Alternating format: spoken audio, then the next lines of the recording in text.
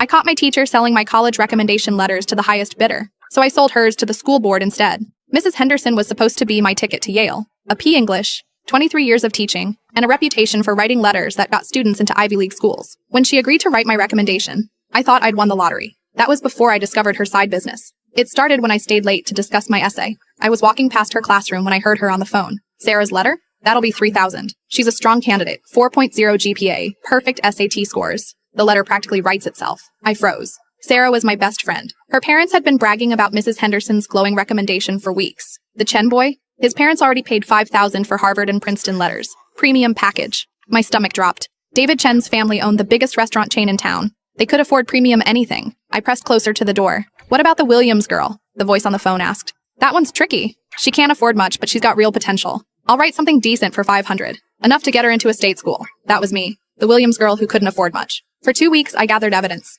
I recorded phone calls from the hallway. I photographed parents slipping envelopes into Mrs. Henderson's desk drawer. I even followed her to coffee meetings where briefcases changed hands like some kind of academic drug deal. The worst part? She was actually a brilliant teacher. Her lessons were engaging, her feedback insightful. She just didn't think poor kids deserved the same shot at greatness. My breaking point came during parent-teacher conferences. I watched David's father slip Mrs. Henderson a thick envelope while discussing his son's unique qualifications. Then came Sarah's mom with her checkbook. Finally, my own mother arrived. Empty-handed except for hope. I know you'll do right by her, Mom said. She's worked so hard. Mrs. Henderson smiled that practice smile. Of course, I believe every student deserves their best chance. Liar. That night, I compiled everything into a detailed report.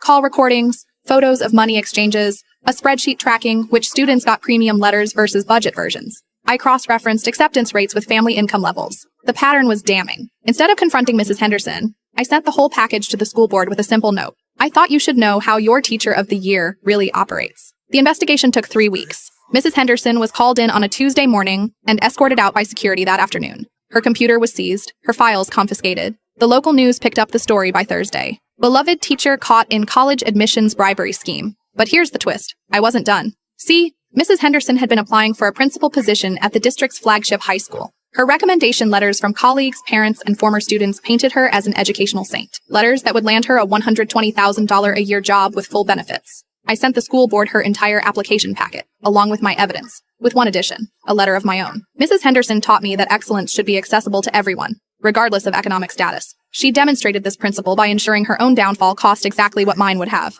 Everything. She was blacklisted from every school district in the state. 6 months later, I got my acceptance letter to Yale. My new English teacher, fresh out of graduate school and passionate about equity, had written me a recommendation based purely on merit. Mrs. Henderson now works at a copy center, helping students format their college applications. Sometimes justice is perfectly ironic.